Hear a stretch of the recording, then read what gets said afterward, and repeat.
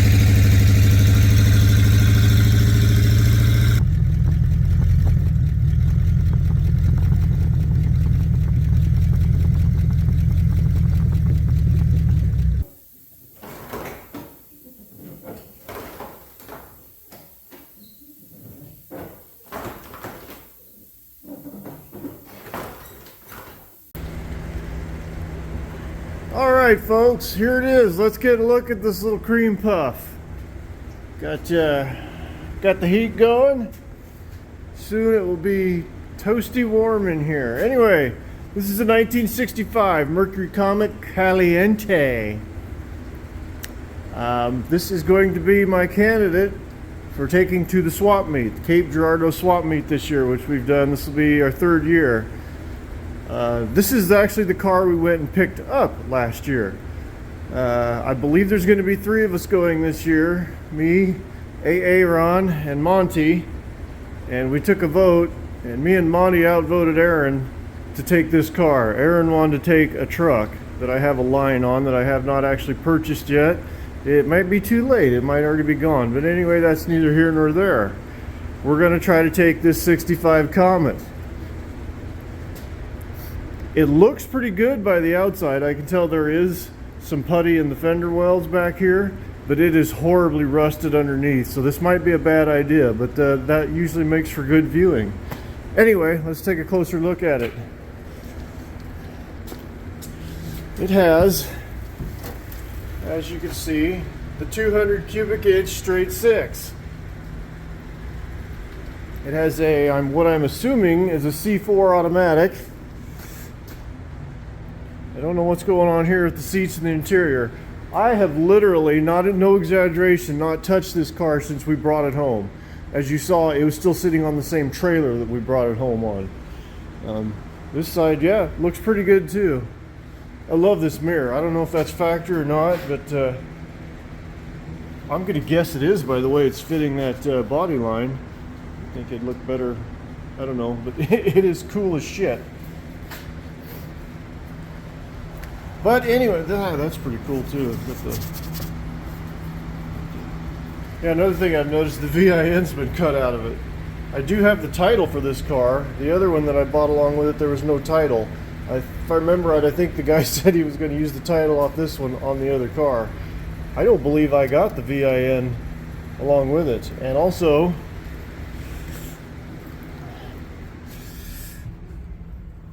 let's see there, no keys with it. Ooh, aftermarket stereo. Anyway, enough blabbing. Let's see if we can get this thing running today. Before we get started on trying to see if this will run, let's see just how bad of an idea this is by taking a closer look at the rust underneath. I have not gotten underneath this car yet, other than just to get underneath the rear to put the jack stands under it. All I've managed to see of the rust is from what I can peek in there when it was on the trailer. Let's get a closer look.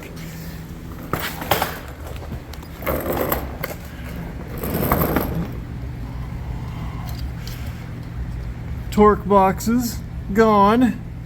Frame rails. Oh my. Wow, that frame rail is pretty much almost non-existent. Floors, not surprisingly, are in pretty bad shape. Yeah, that does look like a C4 transmission. Oh. Oh.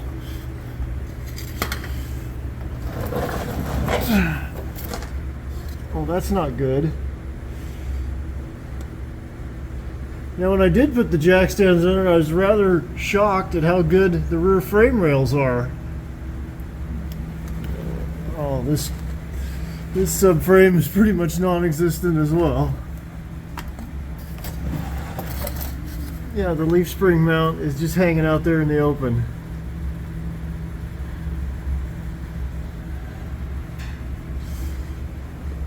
Yeah, I might have to rethink this idea. I guess it's not quite that bad. There is some left here, so I could just put a shorter bolt in on both sides, so that might not be so bad. Gas tank looks solid from the outside anyway. I don't know. Let's get busy. We'll worry about this rust later. Well, no mouse nest in the air cleaner. That's always a good sign.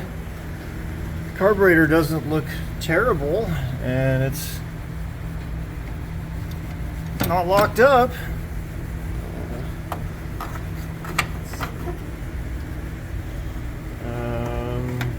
Check.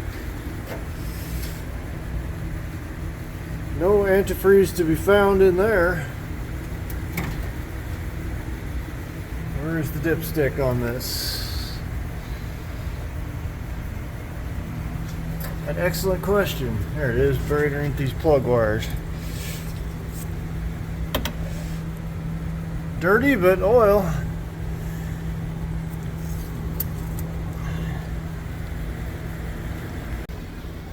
Alright, so without boring you too much, I figure this car has been not running in 10 to 12 years based on what the owner told me and a little shady math and memory in my head based on when he told me that. And yeah, there's been a few years that have went by since I talked to him about buying this, and then finally buying it a couple years later, and then getting it home a couple years later. So yeah, to the best of my recollection, he told me 7 years since it had been running, and yeah, it's been a few years since I talked to him the initial time I went and looked at these cars. So I'm figuring, yeah, 10 to 12 years based on my foggy memories there. First thing I'm gonna do, get the plugs pulled out, spray something in the cylinders, and get that carburetor unhooked, so if there is something in the fuel tank, it doesn't pump it into the carburetor.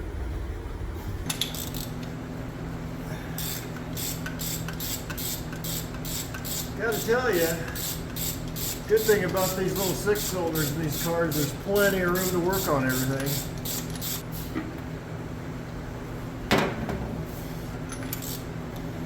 Plugs all pretty much look the same. A little bit sooty, might have been running a little bit rich, but no rust. They all come out nice and easy.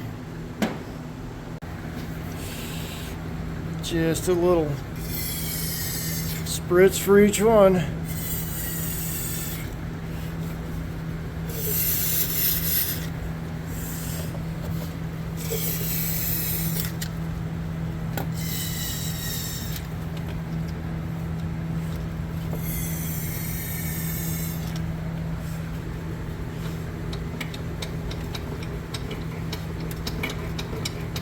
Okay, it's not stuck. Find that clicking noise a little disturbing. Where is that coming from?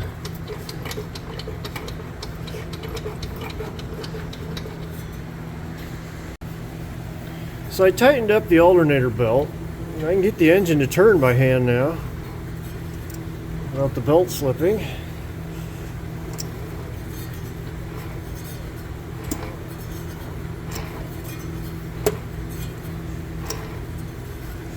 Still getting a couple of weird noises in there. Kind of a growling noise. I don't know if it's picking it up or not.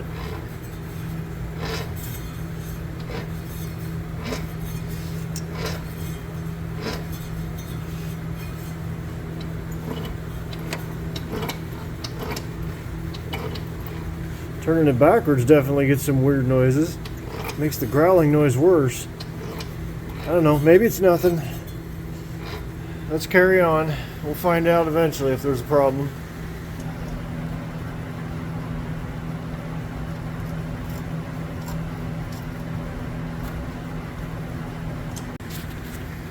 I wire brushed off the spark plugs, put them back in, got them all hooked up. With no key in it, I was just going to hot wire the ignition. Basically all you would do with that is run a hot wire to the hot side of the coil. You can see here, barely, where there's a plus right there. And oddly enough, that wire was already unhooked. I did not do that, so there might already be somebody that's been in here messing with this. But I think I'm going to pop that cap off, see how the points in there look. I don't have much hope that these points are going to work for me. Seems like points never do. I've mentioned it before. I don't seem to get along with points or diesels or Hollies.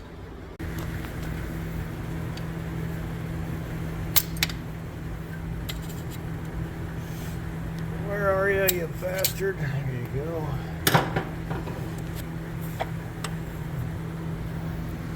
Looks nice and clean in there.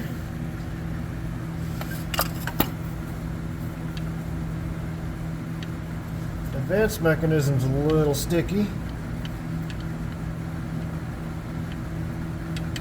Oh well. Cap looks pretty good too. Alright, let's pop her back on there. Alright, let's hook up this battery. See if something wonderful happens. Or terrifying. Right ones.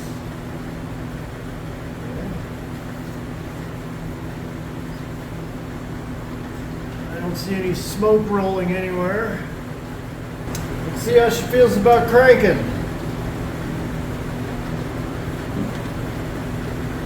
Not digging it. I'm using the wrong one.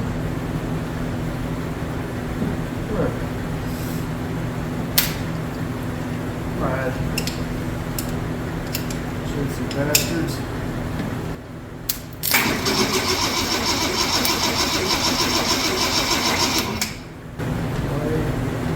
That not work. Looks like I'm going to be needing a solenoid. So I have this obscenely long wire running all the way over to the coil on the hot side. So she's ready to try. Got the spark dewbobber in there. Let's see what we get.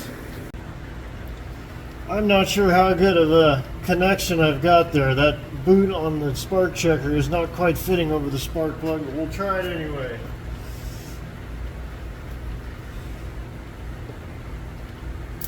Come on.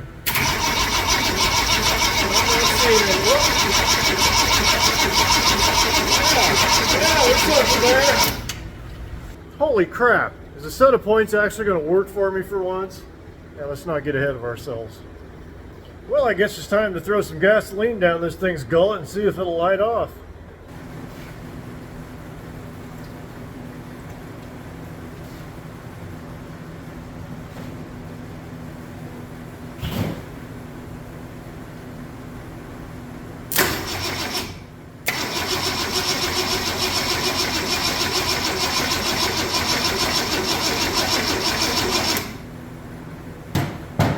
Damn it!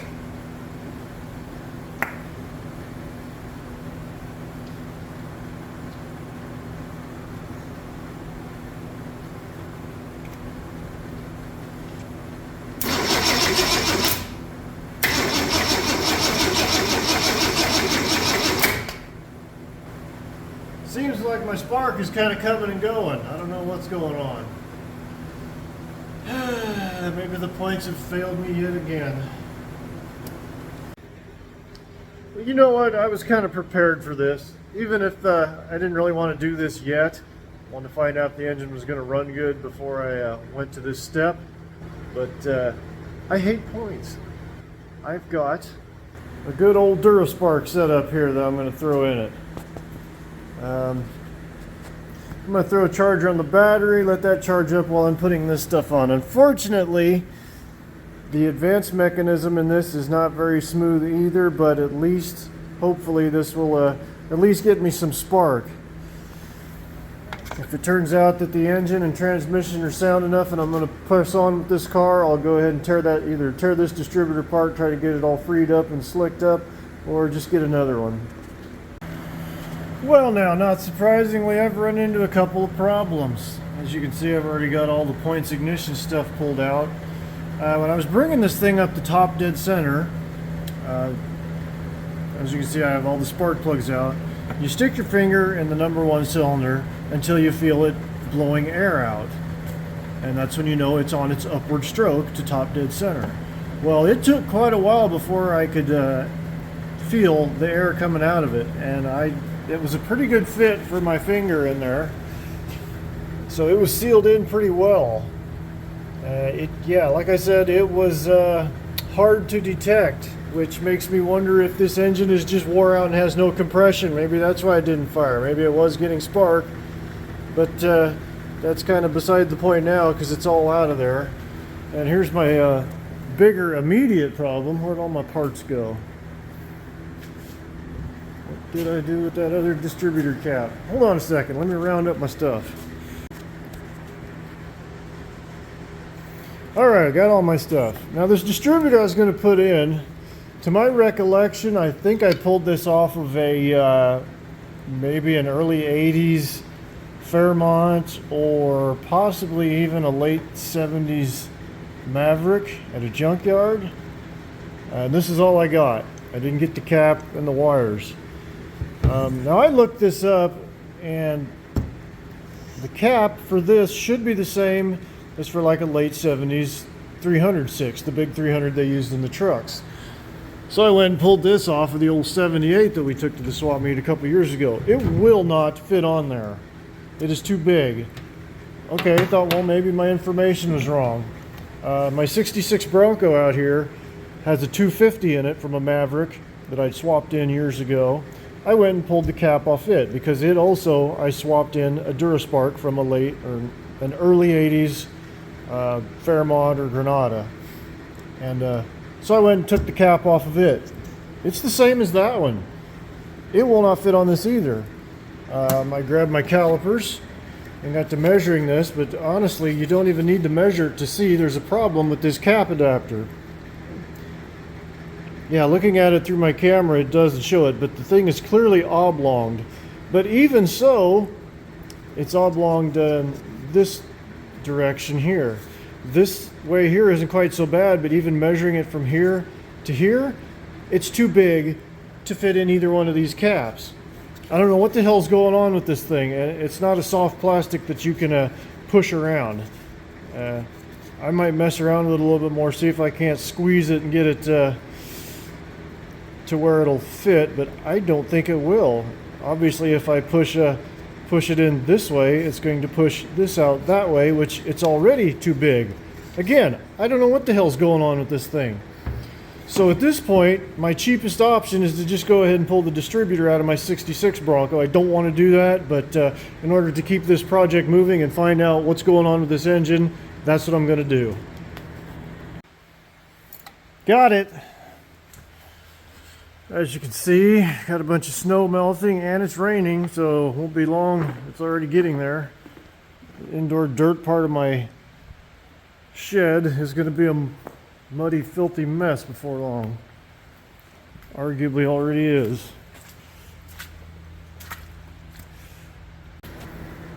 Alright, there it is. Like my information said, that is the same cap. This is the one that came off of the 306. This is the one that was actually originally on this distributor, so I know it fits. I don't know what's going on. I'm just going to have to assume this thing is warped or distorted in some way, shape, or form. And if you're wondering why I didn't just take the cap adapter off and leave with the distributor in the Bronco, well, it's not quite that simple on these. On the V8 ones, the cap adapter snaps off, same as these do. This one is attached with a screw of some sort. Now that looks like a Phillips head screw, but it kind of is not. A Phillips head does not seat into that. I don't know if that takes a special screwdriver or what. I can get a flathead to fit in there, and I can, put a lot of torque on it, but it will not come loose. That screw is corroded into the aluminum body of the distributor. Worst case scenario, I guess you could drill that out and then just put a bolt and nut all the way through it. But anyway, back to work.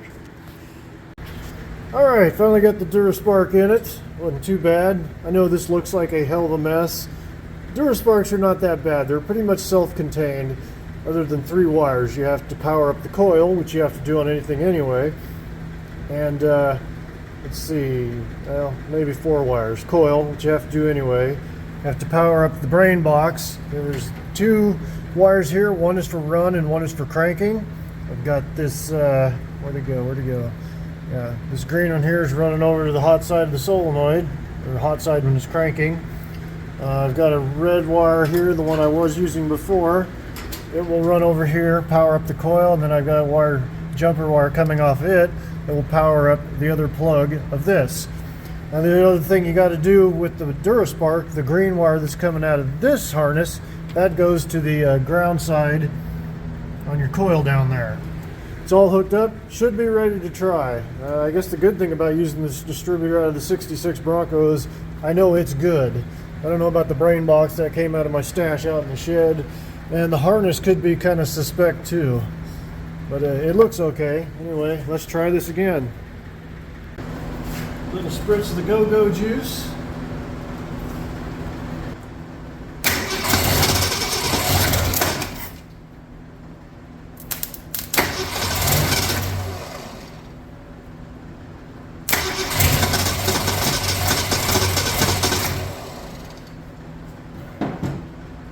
I don't have enough hands here.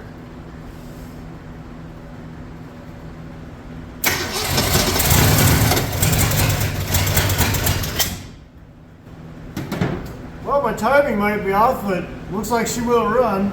That doesn't tell me how sound the engine is, but as usual, I'm running out of time today. Let's just see if we can't get a little fuel inside that carburetor, see what happens.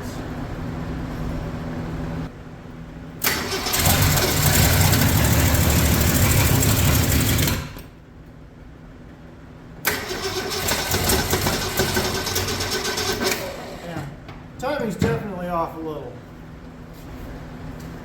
Okay, so I believe I've retarded it a little bit.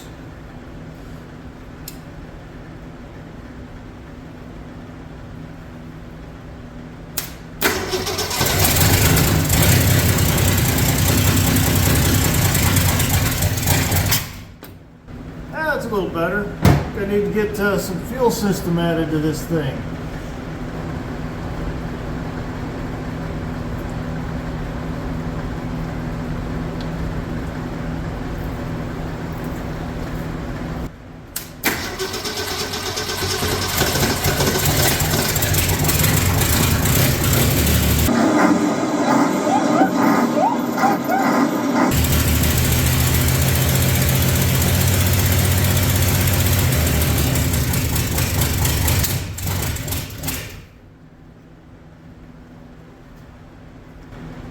Well, no funny noises, no clatter, no banging, no hammering. At this point, I'm going to say the engine is probably good.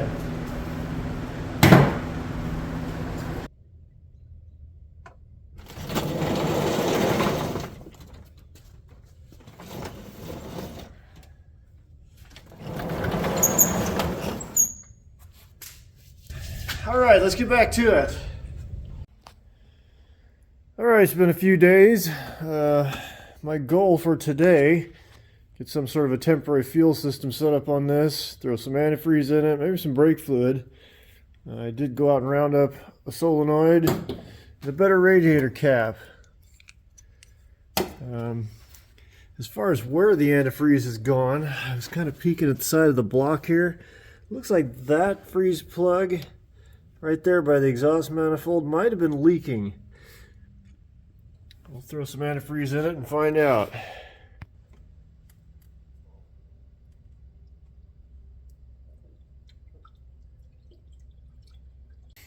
Okay, it took about a gallon of fluid. I don't see or hear any leaks as of yet. We'll let that settle out. I'll change out that solenoid and get some sort of a fuel tank on this. Temporary, of course. I want to keep this as cheap as possible until I figure out that this engine's good. And the transmission as well. Alright, we've got a leak developed here. Had a couple of them, it looks like. Number one, looks like something's coming from the tank. There's also something going on over here, but I think that might just be seeping through from the other side. And also, it's probably not going to show very well, but yeah, I don't know. I can't get in there and show you. Basically, get around here. I'm pretty sure the water pump is leaking and dripping down there on the crank pulley. Now, there's no pretty sure about it. I can get in there and see it. I just can't get the camera in there to show you. So yeah, it needs a water pump and a little radiator repair, apparently. Freeze plugs appear to be dry yet. So I decided to go ahead and pull the water pump and the radiator and other offending parts out of the way. There's the problem with the radiator. I don't think the other side was a problem. I don't see any damage in that area. I think the coolant was just seeping through the fins where it was dripping on this side. But I've run into other significant problems in here. As you can see, that water neck has been eaten away by corrosion. I went to take it off and the bolts are seized. Both of them. I could try to muscle them out of there, but I bet they'll break. I'm betting the bolt, it isn't the threads that aren't the problem. I'm betting the bolt and this aluminum housing have corroded together. Another problem, last of the water pump bolts. Let's see if I can get in there and see it. Yeah, that one there. The head is stripped out just enough that the 1/2-inch socket will not hold it. I think I'm going to try to pound like maybe a 12mm socket on there and see if that'll grip it. The aluminum corrosion problem here, I'm probably going to have to resort to hitting that with a torch. Heat it up, get the corrosion broken a little bit. Anyway, let's see what happens. 12 seems kind of small, but 13 seems kind of big. Try the 13 first.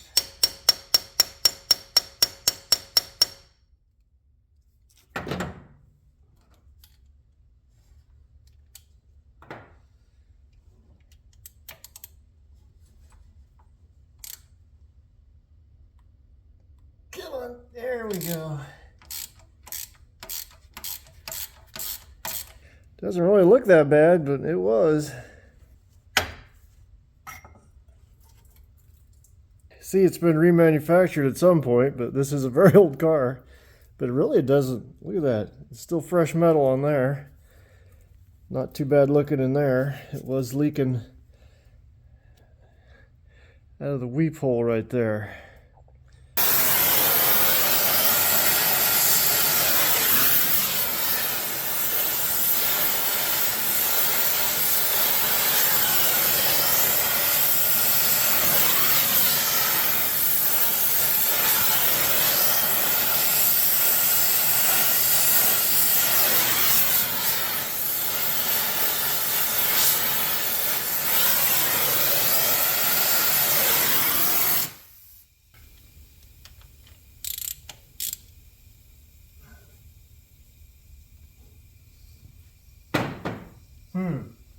Well, just that little bit of torch and I pretty much melted the aluminum on both sides, which I don't care because that has to be replaced anyway, but that didn't break it loose yet. At least the one side. I guess I could have tried the other.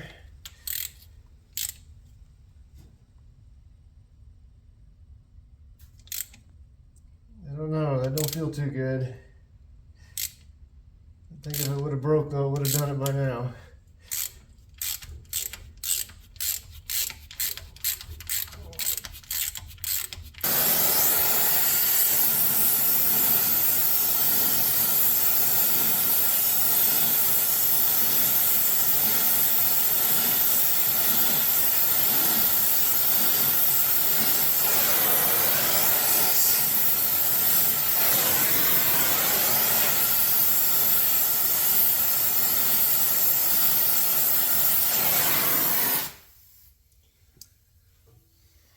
That time I heated up the cylinder head right there where the bolt threads in. Oh yeah, nice and easy.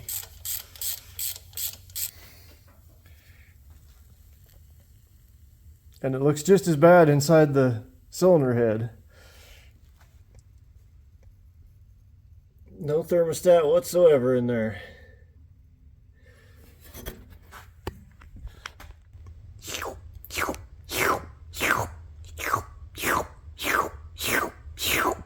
So this is an actual chunk that came out of the cylinder head. I'm not sure what it is. It just looks like a bunch of rust that's all just sedimented itself together, maybe.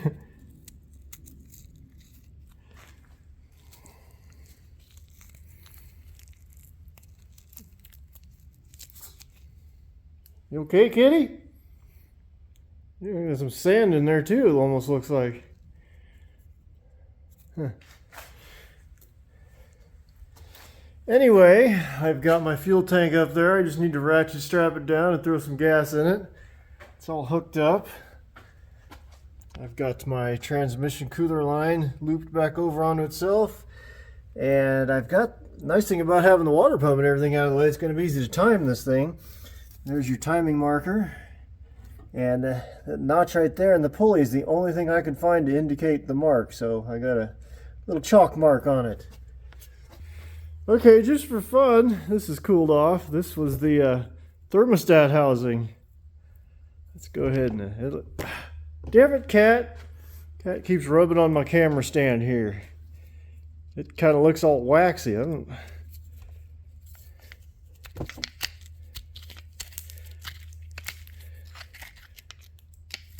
Man, that's a lot of crap in there.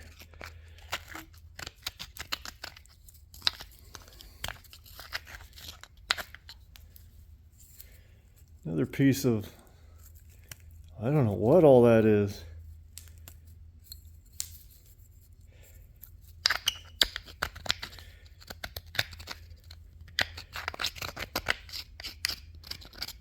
Yeah, you get the idea.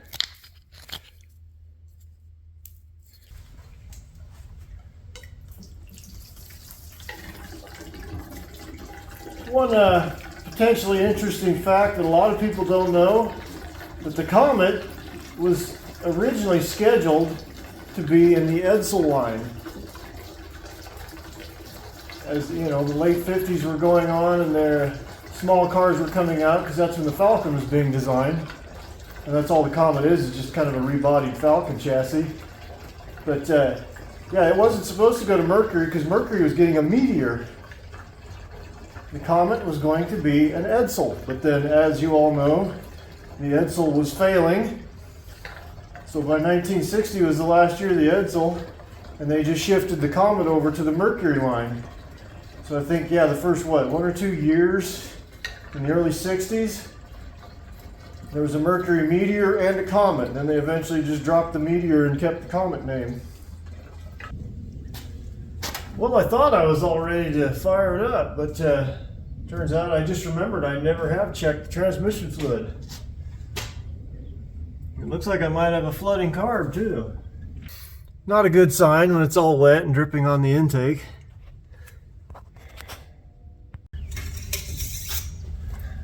I don't know, I've seen worse, I've seen better. It is a little low. I'll go ahead and throw a quart or two in there. And we'll try to get this thing fired up. I suppose every second that goes by it's becoming more and more of a fire hazard with that carburetor doing its funky thing.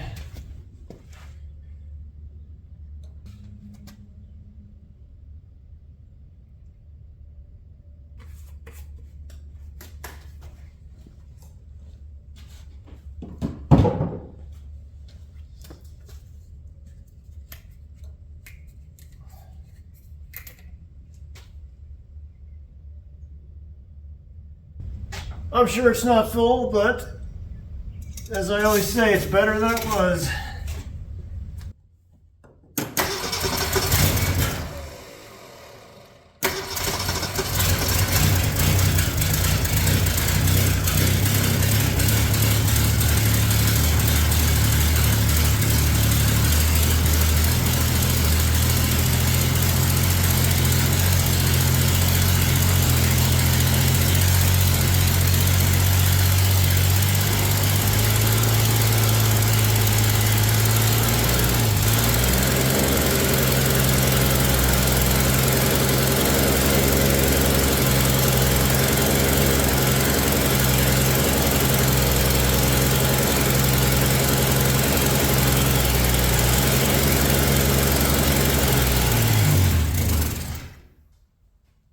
I don't know, I'm gonna have to do something about this. Drip is getting worse, and as you can see, the exhaust manifold's right underneath the intake, so it's dripping down onto that. Pretty soon, if I keep at it, it's just gonna go woof. I tried jamming an old license plate underneath here to direct the gasoline away, and it was working until I noticed it was just leaking in a couple other spots. You can see where the gas is just soaked into everything. So I went ahead and advanced the timing a little bit. What I'm hoping for here is to have it run long enough so I can get the timing set and throw it in gear and see if the transmission does anything. But it's still at least another quart low. I'll throw another quart in it. Alright, it's cooled off a little bit. I've got the timing light ready to go. I'm going to hook the fuel back up.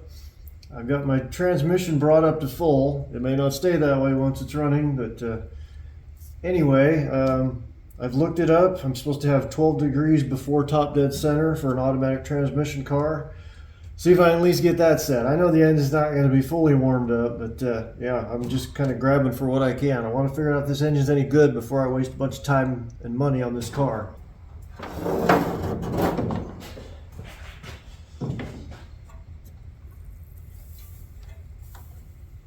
All right.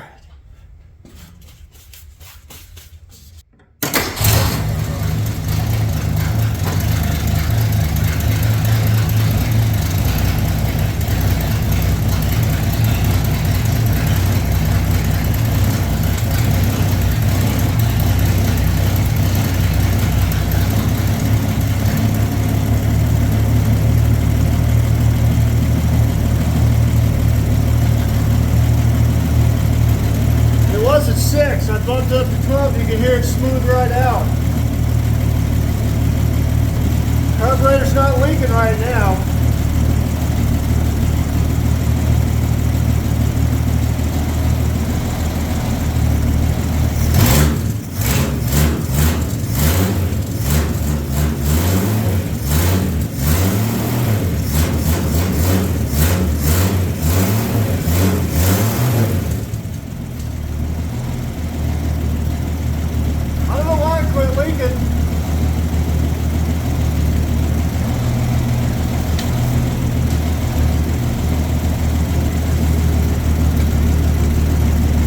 Transmission's pretty thirsty.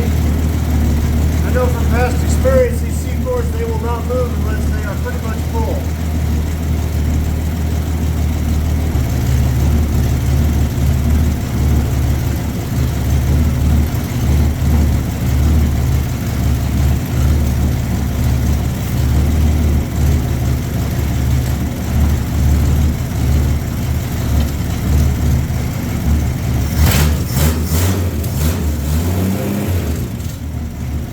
It's starting to drip now. I think I got the transmission full. Let's see what happens there. Thankfully, these older cars like this, they don't have that stupid neutral safety switch hooked into the ignition.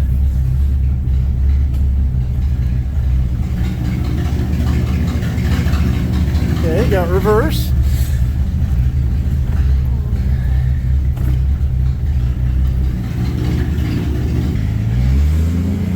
First gear, second, come on, give me third, and you already have third.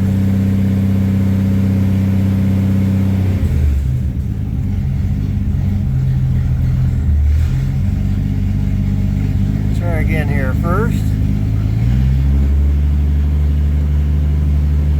second, third. I don't know why I jumped into third there.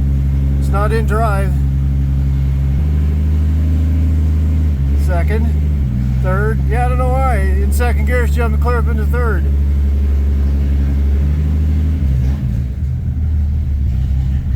Alright, she's probably getting kind of hot.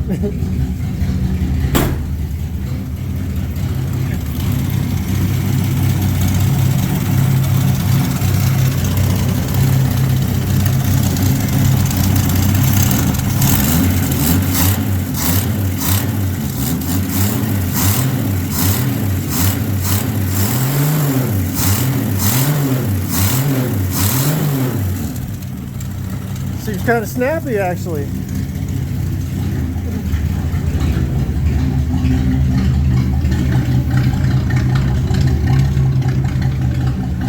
smoke back here isn't overly concerning.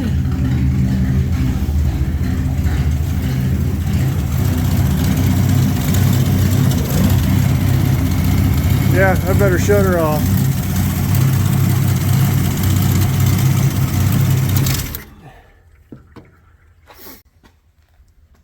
Well, so far that's not too shabby. What the hell I got going on here? I'm going to let it cool off, then I'm going to give it a compression test before I truly decide what I'm going to do. It'd be nice to take it for just a quick little drive, see if the transmission truly is any good, but it's showing some hope anyway. Well, as you can see, I'm losing my daylight, which means I'm going to have to go to work before long. The engine is kind of cooled off. It's still a little warm, but I want to get this compression test done to decide whether this engine's good so I can maybe start ordering parts, although I'd really like to take this for a short drive, but that's just not in the cards for today. But anyway, let's try this compression test out. While I was waiting for it to cool off a little bit, I went ahead and remounted the coil and the brain box over here on the fender. Got all the plugs out. Throttle is wired open. Let's see if I can do this.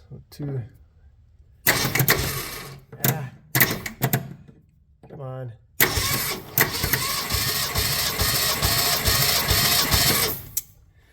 $150, that seems pretty damn respectable. I'll get the other 5 done and show you the results. Alright, there's all my numbers. They seem to vary anywhere from 145 to 155. So they're all pretty consistent. And I'm going to look it up. I'm not sure off the top of my head if these numbers are good or not, but they seem pretty damn decent to me.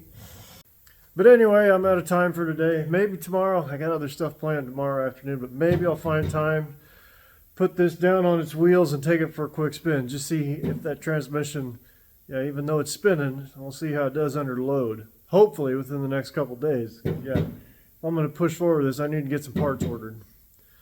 All right, folks, once again, it's a few days later. I have a very revolting development here. Do you remember back in the video when I first slid underneath this and was showing you the rust? Well, I was reviewing and editing my video just the other day, and as I was doing that, I was like, wait a minute. That spot is where the steering box mounts, is it not? And yeah, I came out here and took a second look. Let me show you. Yes, sir. The steering box is just on the other side of this, well, what you'd arguably call what's left of this frame rail. You see that pointy thing sticking through? That's what's left of the bottom of the 3 bolts that hold this steering box in. Yeah, this car is not making an 800-mile trip. You know, it'd be one thing if I was just risking my neck, but 3 adult men in this car, and we were planning on putting a trailer hitch on it and pulling my little 4x8 trailer for whatever we bought at the swap meet. And going that far, I don't trust that steering box to hold. That's putting all 3 of us at risk, plus everybody else on the road that we could be even meeting. And it'd be one thing, excuse me, cat, not right now, thank you anyway. It'd be one thing, get up here so the cat will leave me alone. It would be one thing if the suspension point came crashing through the floor. You know, that's what would always be a risk with this rusty bastard. We might be able to come to a skidding to a halt in a halfway controlled manner, but the way that steering box is, that bottom bolt that's pretty much gone and there's no frame to connect it to anyway, in my mind, that's the most important bolt. That's where the most leverage is. It's being transferred through to the steering. So yeah, this car is not going to the swap meet. Maybe this was for the best. You know, like I said, thankfully I hadn't ordered parts yet. That same night I found out that I got invited to an event, so maybe it's best I didn't waste my time and money on this car and the trip and the swap meet, because I'm going to be needing that money for this other trip I'll be going on. But anyway, I'm not finished with this. I think there was enough failure in my last revival video with that Edsel. But at least got this one running. But yeah, I'm not quite done with it yet, even though it's not going to go to the swap meet. So far, my only real expense for this, all the parts I've put on already had to go get them. around here, is the 3 quarts of transmission fluid that I won't be able to recapture. I guess I could, but putting it in there with that nasty stuff, I probably won't. What I'm going to try to do to finish out this video, because I might actually have a use for this engine. So with that in mind, I'm going to try to get this where I can at least test drive the car and truly see how good the engine is. I'm going to try to patch up the radiator, and I've got a parts vehicle up there in the field. I'm going to go up and check and see if I think maybe the water pump and the thermostat housing will work, if they're in any better shape than this. Carburetor, I don't know. I've got a 250 cubic inch straight 6 engine up there stashed in the back of a truck. It's from like late 70s, early 80s. The carb's going to be different, but I might go ahead and try to put it on there. I guess, I don't know what I'm so worried about. If that fuel does leak down there and catch on fire, rust isn't flammable, and that's about all there is left of this car. But as far as the water pump goes, if the one up there on that parts vehicle I got, if I don't think it looks viable, this one really doesn't look that bad. Maybe that weep hole will stop leaking once this thing is running and it goes through a heat cycle or something. Because as you can see, it's been remanned at some point, and it's not even all rusty on all the surfaces, so it hasn't been on there. It might have been on there a long time, but it hasn't seen much use. But even if it does leak, still, it would get me a cooling system and help me evaluate this engine. Anyway, though, right now let's get started to see what I can't do with that radiator, because I am just atrocious at trying to solder things, but I'm going to be doing this on the cheap, the absolute cheapest that I can. So I'm going to try some JB Weld. I have fixed radiators in the past with JB Weld, not quite to this extent, but let's get started with that.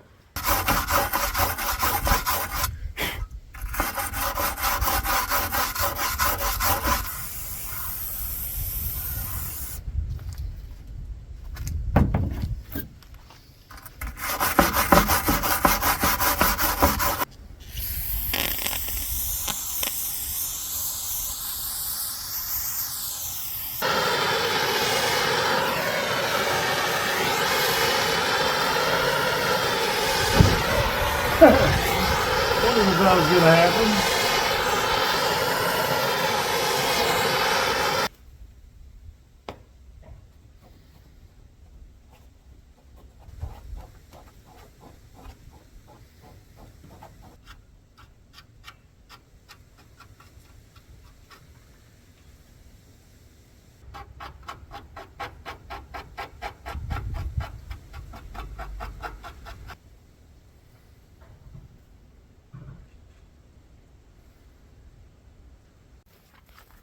Alright, I've done everything I can for that radiator.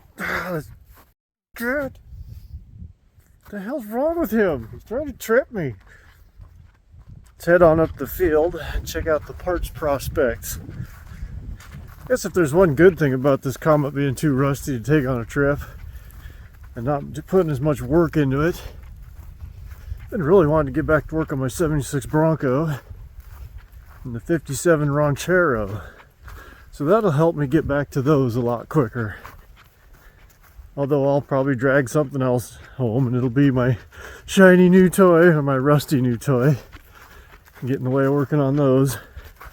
Anyway, here we are. This old Econoline's got a straight 6 in it.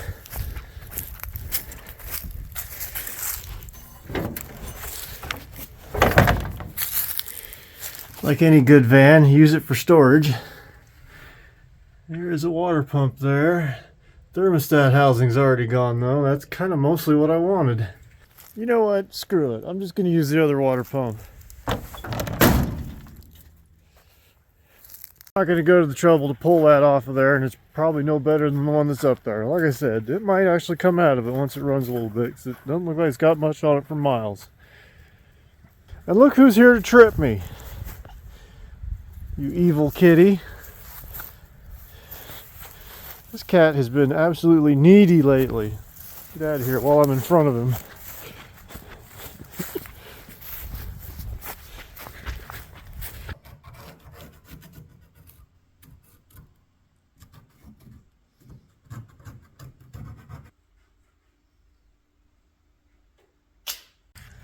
Well, as you can clearly see, I've put the old leaky water pump and this corroded thermostat housing back on, cut out my own gaskets. Did actually put a thermostat in it too. Who knows, maybe the leaks will quit. Getting dark, my time is done for today. That will give the radiator JB weld more time to cure. We'll get back to this tomorrow, hopefully. Alright, it's actually a couple of days later, as usual. I'd say this hack-ass radiator repair is as good as it's going to get. Let's put it back in here. This thing was kind of tricky as far as clearance issues. To get it out, I couldn't pull it out, and you couldn't get in there to get the fan off first. All these fittings down here would hit the fan, so I found I had to actually rotate it. Well, not quite 90 degrees, but yeah, rotate the bottom this way, and then pull it out.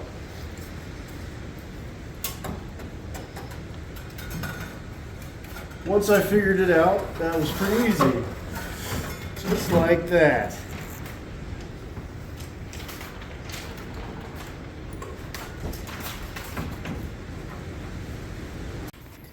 Well, I'm ashamed to say I don't even want to know how long it took just to cobble in this stupid little transmission cooler. I bypassed the radiator and run it. Yeah, this side looks pretty good. Yeah, it clearly shows the time and effort I went to put into it by having a piece of wire hold up the other side. But anyway, I'm going to go ahead and throw some antifreeze in here, see how bad my leaks are, and then maybe get on to getting some brakes working on this thing so we can take it for a spin. Radiator's full. Looks like my tank repair seems to be holding, but I've already seen a leak right there. I think it's coming out of my thermostat housing. Do I care? Not really, as you can see by the look on my face. I'm gonna go ahead and fire it up. Maybe go through a heat cycle might seal it up. Been running a couple minutes. My fuel leak is back with a vengeance. The radiator was overflowing there just a little bit ago, but it seems to have stopped now. And a nice little fountain effect going here as the fan was flinging it all over.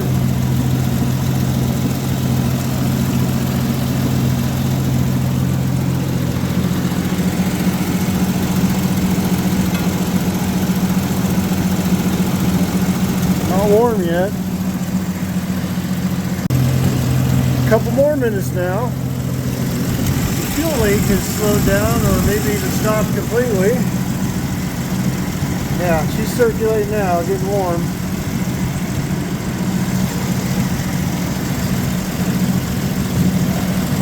Starting to burn off the sprayed antifreeze.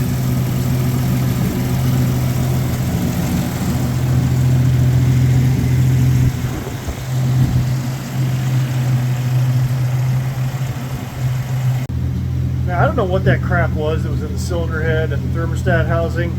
I'm going to assume it's some sort of a stop leak. Someone was putting a stop leak in to try to fix that seam that was split open on the radiator.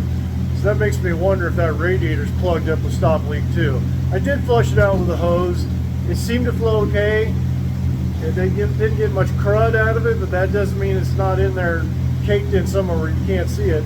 You saw how hard it was to come out of that thermostat housing, so that radiator could very well be plugged up.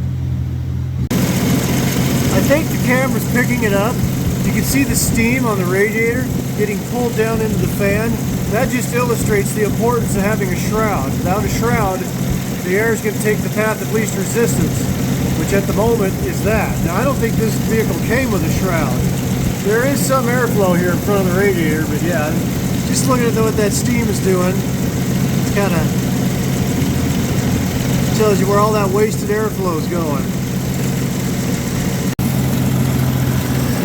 It seems that the carburetor leak has went away. And I'm not 100% sure, but I think my antifreeze leaks have went away too. If they haven't went away, they've minimized enough that they're not really a factor. I'm pretty sure the system is pressurizing because a little bit ago, before the radiator started getting hot, I actually cracked the cap and it sprayed. That's how I got the antifreeze all over the distributor and the inner fender there. So there must be some pressure getting built there, even though this hose isn't really hard and pressurized. But yeah, I'm not seeing any drips.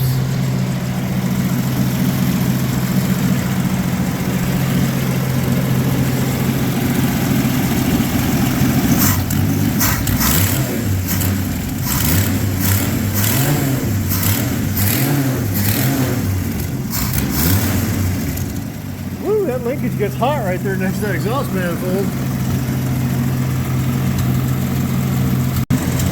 Alright, so you noticed how it kind of had a little flat spot there when I would flip it. From my research, I found out if I would have been taking this car to the swap meet, this Duraspark distributor is not compatible with this carburetor, mostly because the vacuum signal that this carburetor gives out was designed to work with that old Points distributor. It was called the dual spark. I don't know. It's called something weird. But the way the vacuum signal is calibrated off this carburetor does not work with this. So there is no vacuum advance. That's why it's kind of got that dead spot there. I've decided I'm not going to change the carb on it because, you know, I'm not going on that trip. I would have had to go to a carb that would actually work with that, with the proper vacuum signal. I would have had to change the linkages, probably come up with a cable out here. But yeah, it's not going on the trip, so run this. Besides that, I was thinking, you know, since I denied you viewers the opportunity to see this thing fail catastrophe with that steering box rip out, I thought the least I can do is give you the chance of a fire hazard by leaving that carburetor on it while I play with it around the property here. As you've probably noticed, I took the hood off for a couple of reasons. Number one, to hopefully let the gasoline fumes out of there that were dripping, but which are not now.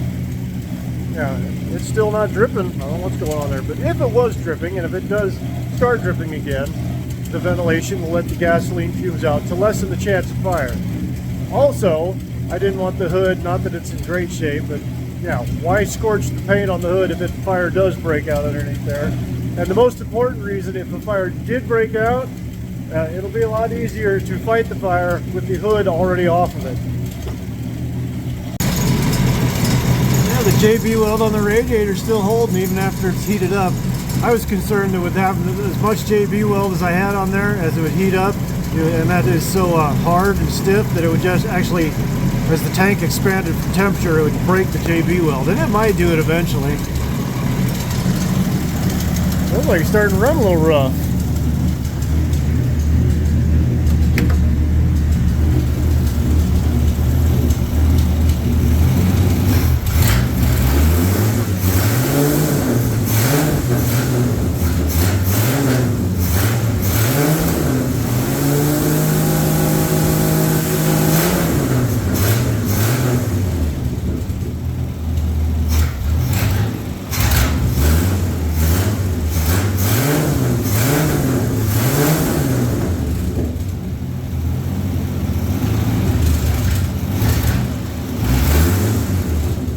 Yeah, right there when you tip into the throttle, it just has a dead spot. Yeah, there's no vacuum advance.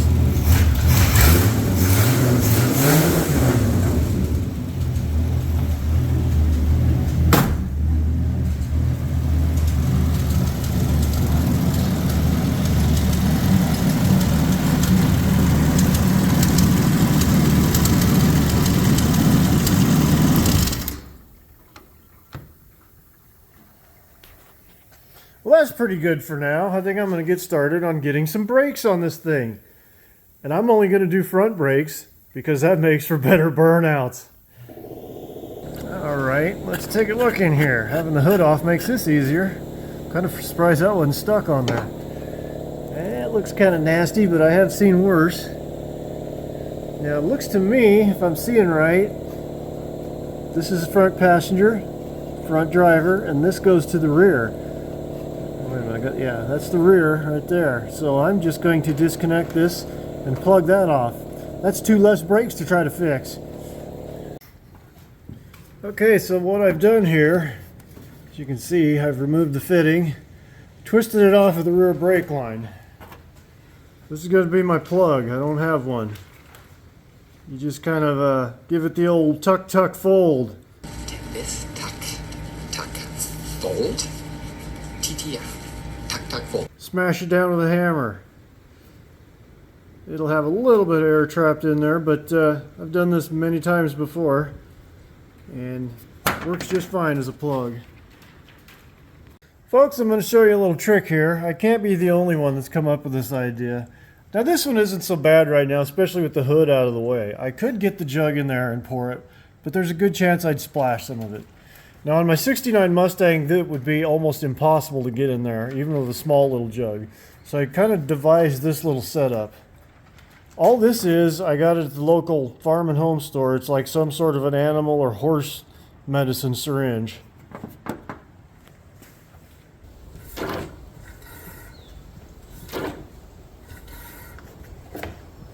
Well, I don't seem to be getting much out of that jug. I don't think the hose is getting quite down in there. Yeah, that damn curl in it. Alright, let's try something else.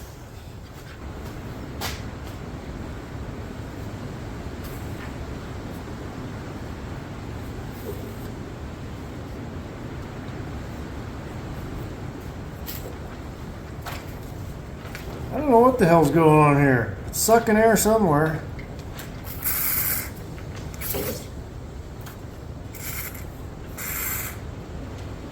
Alright, well, you surely understand the concept, even if it's not working here.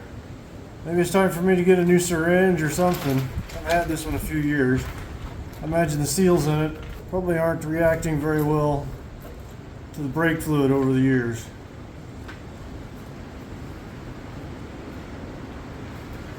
Yeah, it's just leaking back down. Anyway, like I said, you understand the concept, what I'm getting at here. At least I got it in a smaller bottle, it'll be easier to pour. I guess the right way to do this would be to crack the bleeders open, but I think I'm just going to pump the pedal, see what happens.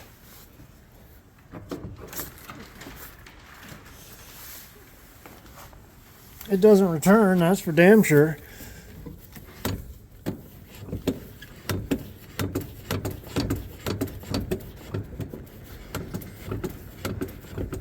I don't seem to be gaining anything.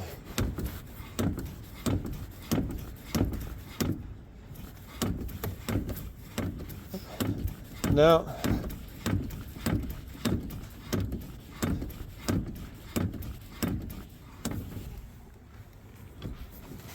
Alright, maybe I'll crack one of the bleeders open. See if I can get some gravity bleeding going on. Well, lucky me, I was able to get both bleeders open. Didn't round them off or break them off. Tiny little 1/4-inch things. It was amazing because they were engineered, they were real tight in on the back side of the spindle, but they were engineered with just enough angle you could get a tiny little socket on them. It was almost like they knew what the hell they were doing back in 1965. Let's see how the pedal feels now. Quite firm. Alright. It's not really getting dark, but I gotta close up shop here today. We'll get back to this tomorrow. Hopefully, after this thing sits for a day or night, as it were. We'll find out if the brakes are gonna leak out. If not, we'll throw some I don't know why, I had these 14-inch tires out in the shed doing nothing, so I went ahead and mounted them up on the front. And I got these old dry rotted bias plies right here. To me, like, these things are just begging to be burned off down to the cord. Hopefully we'll see what 200 cubic inches of straight 6 Fury will do. Alright, it's been a few days later. You're used to hearing that out of me. I've been kind of down in the back, so I've been kind of taking it easy here, trying to, but not easy enough because this doesn't seem to be going away. Anyway, let me show you what I'm dealing with here today. I went ahead and put these old bias ply tires on, which, looking back now, it seems that was a waste of time and resources, but I guess that's my specialty.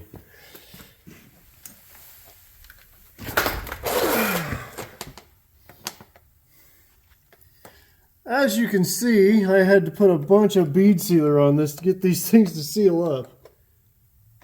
And still, it doesn't show as much on this tire, even though the valve stem on this one's leaking now, where the other tires were not. I should have just left them alone. But it was showing on the other one, I was getting like these little tiny patches of bubbles. So yeah, even though I got the bead sealed up, it's actually leaking air through the tire, the old rotten sidewall. This is kind of interesting. These are, it says somewhere on them they're gates. Yeah, right there. I did not know Gates made tires. I knew they made belts and hoses. Anyway, getting underneath here, I wanted to get some measurements off the rear axle while I had it up in the air. I did that while the tires were off, obviously, because I don't know what my plans are for this car yet, but I just thought it'd be nice to get some measurements.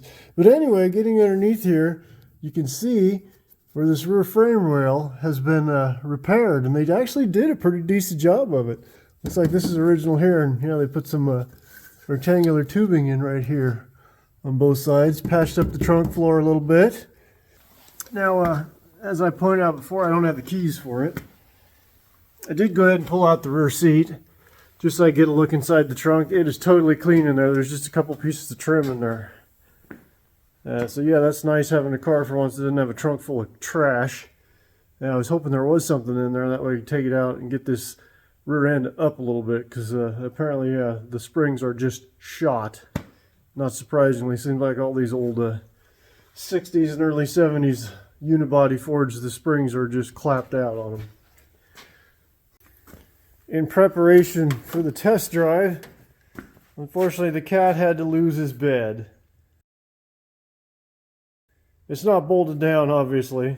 It's good enough for a test drive.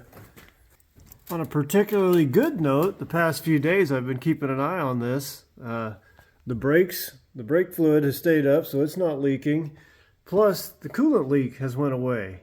So yeah, apparently getting that going through a heating cycle, sealed up whatever leaks were there by the water pump or thermostat housing. Anyway, let's get this thing off the jack stands, see if that transmission's worth a damn. Man, I had a heck of a time getting this thing to idle. I finally went ahead and topped off the tank, wondered if I didn't have enough head pressure, because yeah, it's just running off gravity, and that seemed to do the trick. I don't really want to run it through the fuel pump over here. I might come to that if it starts giving me trouble again, but like I said, I don't want to run it through the fuel pump the way that carburetor's leaking, and I don't want to pressurize it and make the leak a lot worse. I have not just one fire extinguisher there, but two. Although the shape I'm in, I'm not going to be able to get it out very quick to put out a fire if that happens.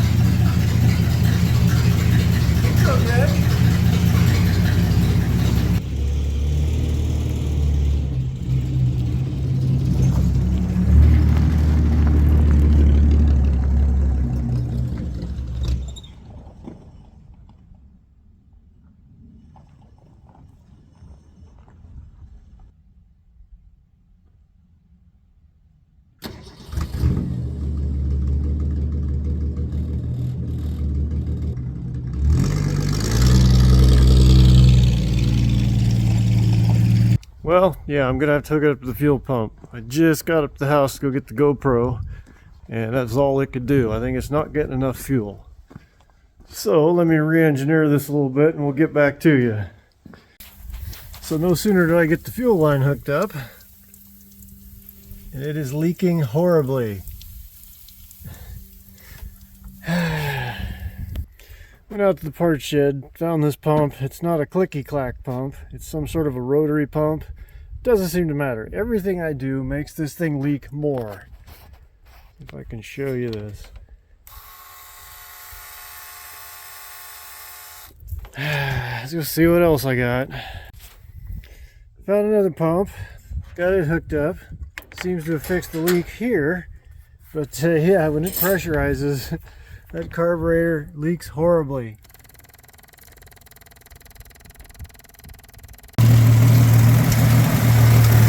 Surprisingly, yet again, as the engine warms up, the leak starts to go away. Starts to.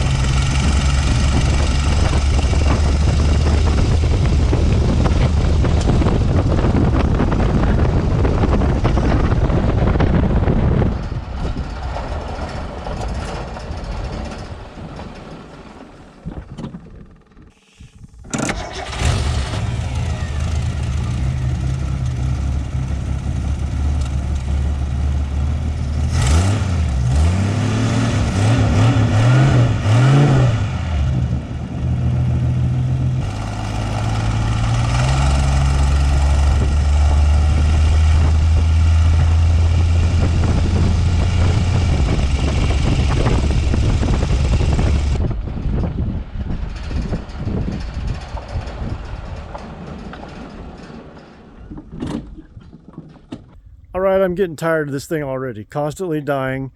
When it is running good, the power's not bad. I mean, obviously, if I was going to go do something with this car, like going to the swap meet, which is the original plan, I would put more work into it. But I'm just about ready to put a fork in this.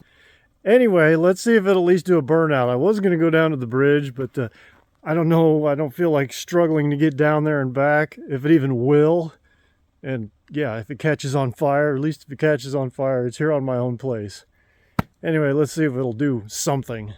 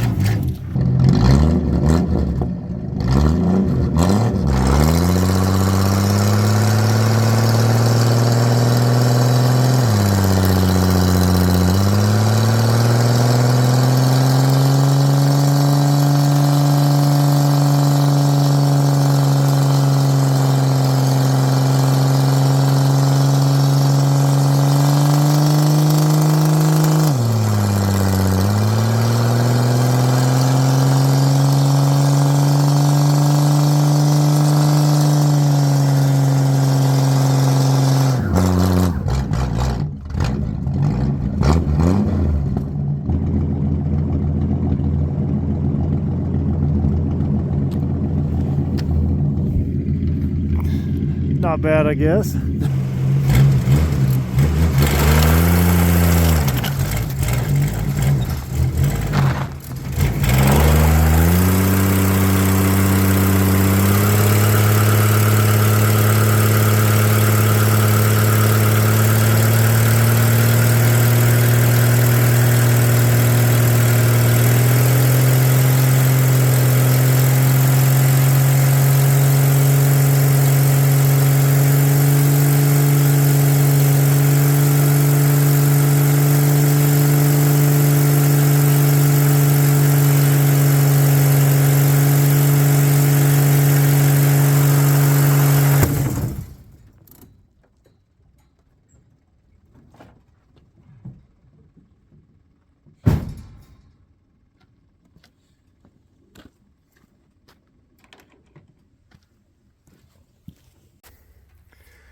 Finally, some payoff for this miserable bastard.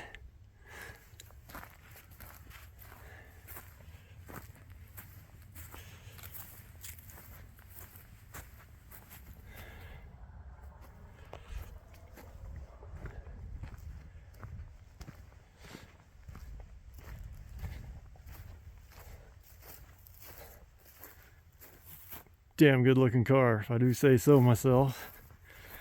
I'll let some of that smoke out of the inside.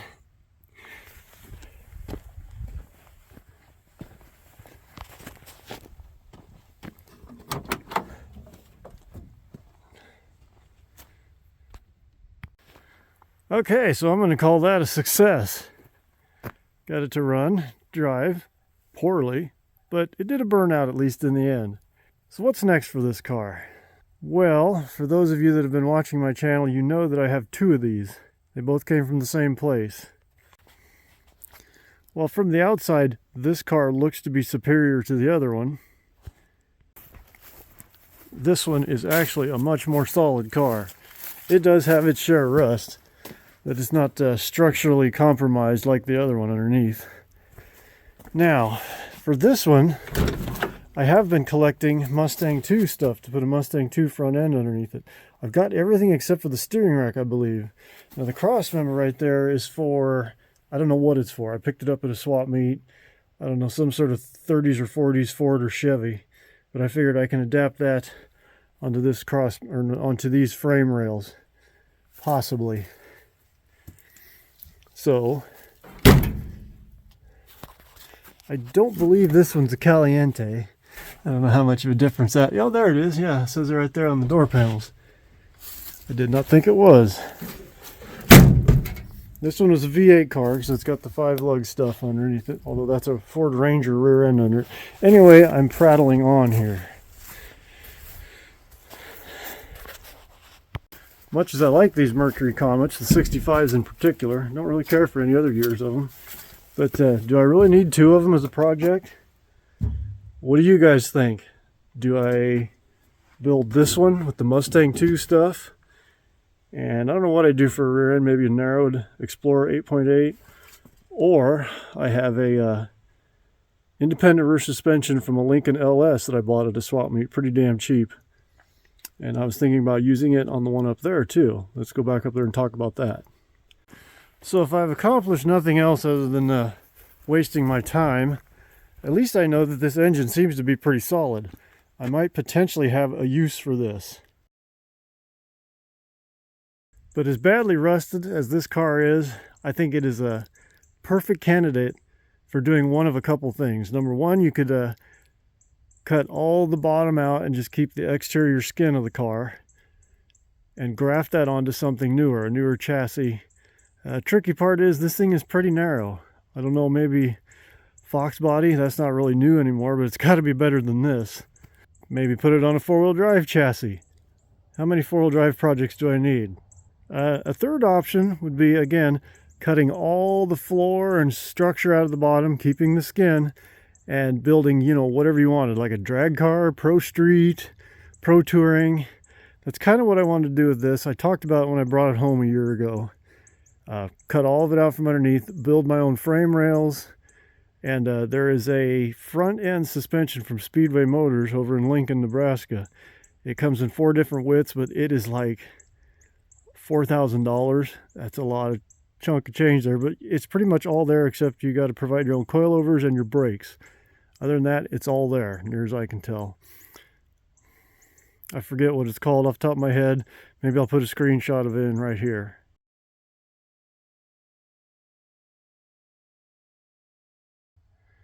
All right, for the rear axle, let's go to the old parts bus up here in the field. Here is that Lincoln LS independent rear suspension I mentioned earlier. It is kind of wide, but it looks to me, the little fabrication work, it could be narrowed right in here in the center. And I know it's possible with a little fabrication work.